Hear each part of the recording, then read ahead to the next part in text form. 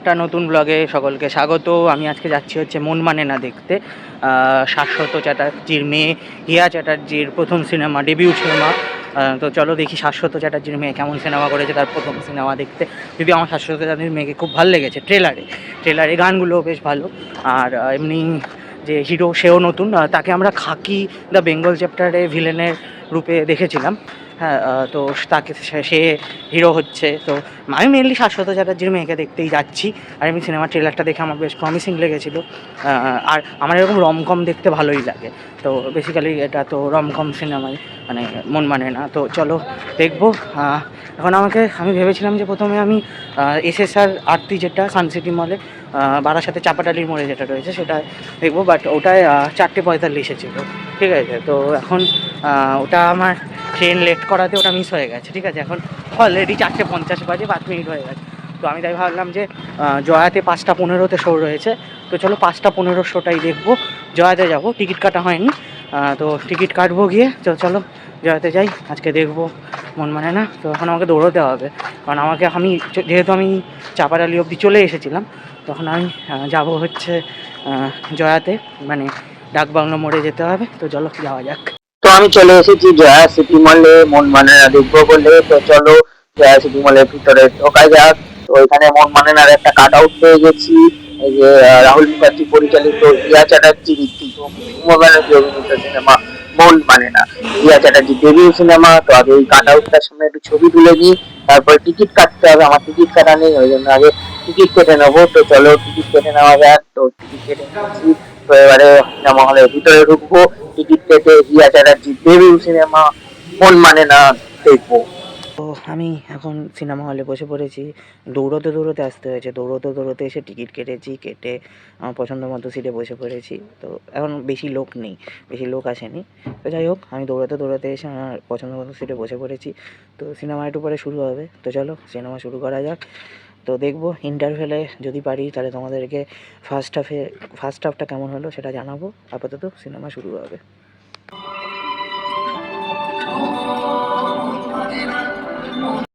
আমি এখন মন মানে না দেখে বেরিয়ে পড়েছি, এখন হেঁটে হেঁটে বাড়ি যাচ্ছি। তো ভালো হয়েছে, কিন্তু সিনেমাটা এত লেন্দি না, প্রায় 3 ঘন্টা 10 মিনিটের সিনেমা ভাই। মানে সেকেন্ড হাফটা এতটা লেন্দি, ঠিক আছে। আমি তো পুরো মানে বোর হয়ে গেছি। তার কারণ হচ্ছে সিনেমাটাতে অনেকগুলো গান রয়েছে, প্রচুর গান রয়েছে। হ্যাঁ, এতগুলো গান, মানে গানগুলোর প্লেসমেন্ট ভালো হয়েছে। মানে যেই জায়গাতে গানগুলো বসেছে সেগুলো ভালো হয়েছে, কিন্তু এতগুলো গান ছিল বলে বিশেষ করে সেকেন্ড হাফটা বড্ড মানে লেন্দি। আর যেটা সবথেকে বেশি মানে প্রবলেম হয়েছে সেটা হচ্ছে যে মানে ক্লাইম্যাক্স কী হতে পারে এই ধরনের সিনেমাতে, ক্লাইম্যাক্সে কী হতে পারে বা মানে ক্লাইম্যাক্সে কী হবে সেটা প্রেডিক্টেবল, ঠিক আছে। তো প্রেডিক্টেবল জিনিসটাই হয় তো সাধারণত ক্লাইম্যাক্স। তো কিন্তু মানে যেটা সমস্যা করে সেটা হচ্ছে যে ধরো মানে মানে আলটিমেট ক্লাইম্যাক্সে পৌঁছানোর আগে তুমি অনেকক্ষণ আগে বুঝে যাবে যে ক্লাইম্যাক্সে কী হবে, সাধারণত কী মানে যেটা হয় আর কি ক্লাইম্যাক্সে। তো সেটাই হবে, কিন্তু ওই পয়েন্ট অবধি পৌঁছাতে গিয়ে এত লেন্দি করেছে। আর মানে দেখো যে ক্লাইম্যাক্সে মানে সোজা কথা, এই সমস্ত সিনেমাতে হিরো হিরোইনের মানে কী হয়ে যায়, মানে মিল হয়ে যায়। তাদের মধ্যেই কী হয়, বিল্ড আপ হয়, মানে রিলেশনশিপ বিল্ড আপটা হয়ে যায়। তো সেই ক্লাইম্যাক্স অবধি যেতে গিয়ে প্রি ক্লাইম্যাক্সে এত বিল্ড আপ দিয়েছে, ওই এত টুইস্টের উপরে আবার টুইস্ট, এই করতে গিয়ে মানে দুখানা টুইস্ট আছে, ঠিক আছে। মানে ক্লাইম্যাক্স আর প্রি ক্লাইম্যাক্সের মাঝখানে দুখানা টুইস্ট আছে। তো ওই টুইস্ট দিতে তারপর ওই ইমোশান ওয়ার্ক করাবো, একটা সিনে অনেকক্ষণ ধরে ইমোশান এসে, তো সেটা করতে গিয়ে তোমার মানে ক্লাইম্যাক্সে পৌঁছতে সিনেমাটা বোরিং করে দেয়। বাট ঠিক আছে, হিয়া চ্যাটার্জি খুব ভালো অভিনয় করেছে। মানে হিয়া চ্যাটার্জি আর সৌম্য ব্যানার্জি অসাধারণ, মানে দুজনে যা পারফরমেন্স দিয়েছে।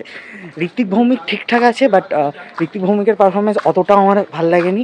মানে ওকে ঠিক আছে, খুব মানে বিশেষ করে মানে ইমোশন সিনে মানে খুব ডাল পারফরমেন্স দিয়েছে ঋত্বিক ভৌমিক। মানে হিয়া চ্যাটার্জি আর সৌম্য ব্যানার্জির মাঝখানে না ঋত্বিক ভৌমিকের পারফরমেন্স জাস্ট যাচ্ছিল না, মানে দুজনে খেয়ে নিচ্ছিল, ঋত্বিক ভৌমিককে জাস্ট খেয়ে নিয়েছে। আর হিয়া চ্যাটার্জি মানে এন্টায়ার সিনেমা জুড়ে যা করেছে ভাই, কারণ মানে ক্যারেক্টারটার মধ্যে যেরকমভাবে মানে ইমোশান, প্রত্যেকটা ইমোশান ফুটিয়ে তুলেছে, তো হেভি হয়েছে। তো যাই হোক, আমি আরও অনেক কিছু বলবো সিনেমাটা নিয়ে, সেটা আমি বাড়ি গিয়ে বলি। আপাতত আমি এখন বাড়ি যাই। গাইজ, মন মানে না দেখে বাড়ি চলে এসেছি। তো যেটা বলছিলাম, তো রাস্তায় আস্তে আস্তে হিয়া চ্যাটার্জি দারুণ অভিনয় করেছে। আমার মানে হিয়া চ্যাটার্জি, ঋত্বিক ভৌমিক আর সৌম্যর মধ্যে কিন্তু হিয়া চ্যাটার্জির অভিনয় সব থেকে বেশি ভালো লেগেছে। আর মানে যেমন অভিনয় তেমন নাচ, মানে ডান্সের হুক স্টেপ দারুণ দারুণ অসাধারণ। বিশেষ করে একটা 5 মিনিটের সোলো ডান্স পারফরমেন্স আছে হিয়া চ্যাটার্জির, মানে 5 মিনিটের সোলো ডান্স পারফরমেন্স, ঠিক আছে? সেখানে কত্থক থেকে হিপ হপ থেকে আবার কত্থক, এই যে পুরো টোটাল ট্রান্সমিশনটা, সেটা দারুণ করেছে, দারুণ দারুণ। আর এমনি সৌম্য ব্যানার্জি, যে সৌম্য, সে মানে মানে খুব ভালো অভিনেতা। পারিয়া সিনেমাতে খুব ভালো ভিলেনের রোল পাঠ করেছিল। আমি মানে পারিয়া সিনেমার পরে সৌম্য ব্যানার্জি এইটা আরেকটা মানে ভালো পারফরমেন্স দেখলাম। মানে বিশেষ করে ওই লাস্টের যে ক্লাইম্যাক্সে যে ডায়লগ বাজি, মানে যেখানে একটা ভারী বড় মনোলগ ওয়ালা ডায়লগ, সেটা সৌম্য খুব ভালো মানে দিয়েছে। সেই ডায়লগটা খুব ভালো, মানে সৌম্য লিপে খুব ভালো মানিয়েওছে ডায়লগটা, এবং সেই পারফরমেন্সটাও খুব ভালো ছিল। ঋত্বিক ভৌমিক ঠিক আছে, বাট ঋত্বিক ভৌমিককে দেখলেই আমার ওই খাকি দা বেঙ্গল চ্যাপ্টারের ভিলেনের যে ক্যারেক্টারটা, সেটার কথা মনে পড়ে যাচ্ছিল। তো আম, সেইভাবে না, মানে ভিলেনের চরিত্রটায় খুব ভালো অভিনয় করেছিল খাকি দা বেঙ্গল চ্যাপ্টারে। কিন্তু এখানে না অ্যাজ আ হিরো মানে সেইভাবে ঠিক মানে ইসে নেই। মানে সৌম্য ব্যানার্জি যতটা ভালো অভিনয় করছে না, ঋত্বিক ভৌমিকের ক্ষেত্রে আমার মনে হলো যে না, ঠিক আছে, মানে দুজনের কম্পারিজনে আমি সৌম্যকে এগিয়ে রাখবো ঋত্বিক ভৌমিকের থেকে।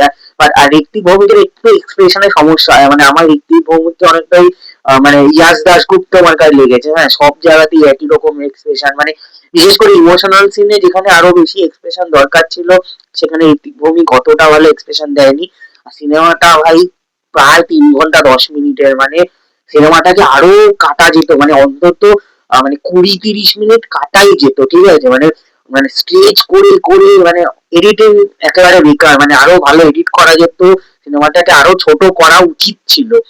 অতক্ষণে সিনেমা বড্ড মানে কি লাগে, মানে সেকেন্ড হাফটা তো পুরো ঝুলছে, মানে অনেক মানে কি বোরিং লাগছে সেকেন্ড হাফটা।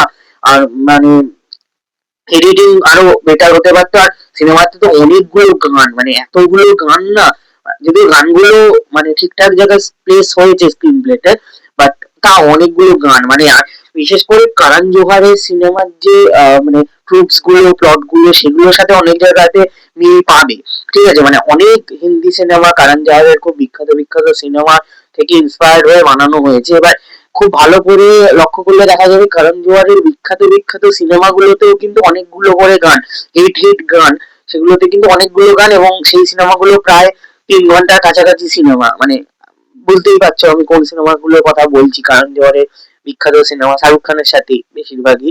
তো সেইগুলো থেকে ট্রুপস গুলো, প্লট গুলো নিয়ে করার ফলেই কিন্তু অতগুলো গান করা, বা 3 ঘন্টা গুলো পুরো বোঝা যাচ্ছে যে 3 ঘন্টা সিনেমা কেন করা হয়েছে কারণ জোহারের ওই বিখ্যাত সিনেমার ফর্মুলা গুলোকে ইউজ করে, সেগুলো মানে বোঝা যাচ্ছে, ঠিক আছে?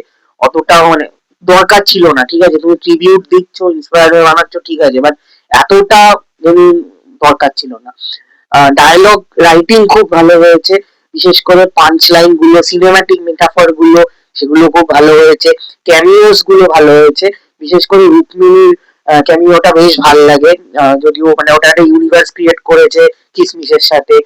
যারা কিসমিস দেখেনি তাদের ক্ষেত্রে রুক্মিণী ক্যারেক্টারটা একটু বুঝতে অসুবিধা হবে যে এই ক্যারেক্টারটা কোথা থেকে এলো, কিরকম কি। সে বিশেষ করে রুক্মিণীর জায়গাটা মজাও পাবে না যদি কিসমিস না দেখে থাকো, বাট যারা কিসমিস দেখেছে তারা মজা পাবে, আমি যেমন মজা পেয়েছি। আর সিনেমাটিক মেটাফর গুলো ভালো ছিল, শাশ্বতর ক্যামিও ভালো ছিল, শাশ্বত ক্যামিওর জায়গাটাও ভালো ছিল, কমেডি ওয়ার্ক করেছে। আর শাশ্বত যে বরাবরই খুব ভালো অভিনেতা, ভালো একটা পারফরমেন্স দিয়ে মানে পুল অফ করে দিয়েছে, কমেডি ওয়ার্ক করে গেছে। বিশেষ করে হিয়া চ্যাটার্জি আর শাশ্বতর যে সিনটা রয়েছে না, সেটা বেশ ভালো, মানে ভালো লাগে। খরাজ মুখার্জির অভিনয় খুব ভালো হয়েছে, খরাজ মুখার্জি বরাবরই ভালো অভিনয় করে। বিশেষ করে আমি বলবো যে ইমোশনাল সিনে, যেখানে ওই বাবা মেয়ের যে ইমোশনাল কনফ্লিক্টটা রয়েছে সেই জায়গাটাতে খুব ভালো অভিনয় হয়েছে। আর আর যেটা সমস্যা সেটা হচ্ছে যে মানে এই সিনেমাগুলোতে না ক্লাইম্যাক্সে যে কি হবে, মানে ক্লাইম্যাক্সে মানে কমন ক্লাইম্যাক্স, ঠিক আছে, আমরা সবাই জানি যে আলটিমেটলি ক্লাইম্যাক্সে কি হবে, মানে আমরা মানে এরকম বহু সিনেমাতে বহু ক্লাইম্যাক্স দেখে ফেলেছি। বাট আমার মনে হয় যে যদি ক্লাইম্যাক্সটা সেই চিরাচরিত ক্লাইম্যাক্স না করে যদি ক্লাইম্যাক্সটা চেঞ্জ করতো, একটু অন্যরকম কিছু দেখাতে ভালো হতো। মানে আর এরা ক্লাইম্যাক্স অব্দি পৌঁছতে পৌঁছতে এত দেরি করে ফেলেছে, মানে যেখানে তুমি জানো যে ক্লাইম্যাক্সের মানে পিক পয়েন্টটা কি হবে, আলটিমেট ক্লাইম্যাক্সটা কি হবে সেটা আমরা সবাই জানি, যে সেই ক্লাইম্যাক্স অব্দি পৌঁছতে পৌঁছতে মানে বোর হয়ে যায়। আর মানে ক্লাইম্যাক্সে গিয়ে কোনো চেঞ্জেসও নেই, সেই একই ঘিসা পিটা ক্লাইম্যাক্স, মানে ওই হিরো হিরোইনের মিল হয়ে যাবে সেটাই তো ক্লাইম্যাক্স। তো সেই জায়গাতে পৌঁছতে এরা সেই দুখানা টুইস্ট, একটা টুইস্ট তার উপরে, সেই টুইস্টটার উপর আবার একটা টুইস্ট, এরকম করে মানে আলটিমেটলি পুরো মানে ক্লাইম্যাক্সটা মানে ঘেটে যাওয়া ক্লাইম্যাক্স এত লেন্দি করে ফেলেছে সিনেমাটা। যাই হোক, সব মিলিয়ে হিয়া চ্যাটার্জির অভিনয় আমার বেশ ভালো লেগেছে, দারুণ করেছে। তো সব মিলিয়ে মন মানে না রিসেন্ট ওয়াচ সিনেমা, ভালো, আহ, ঠিকঠাক, অ্যাভারেজ ডিসেন্ট ওয়াচ, খুব ভালো হয়নি বলবো না যে খুব ভালো হয়েছে, আবার খুব খারাপও হয়নি, অ্যাভারেজ ঠিকঠাক।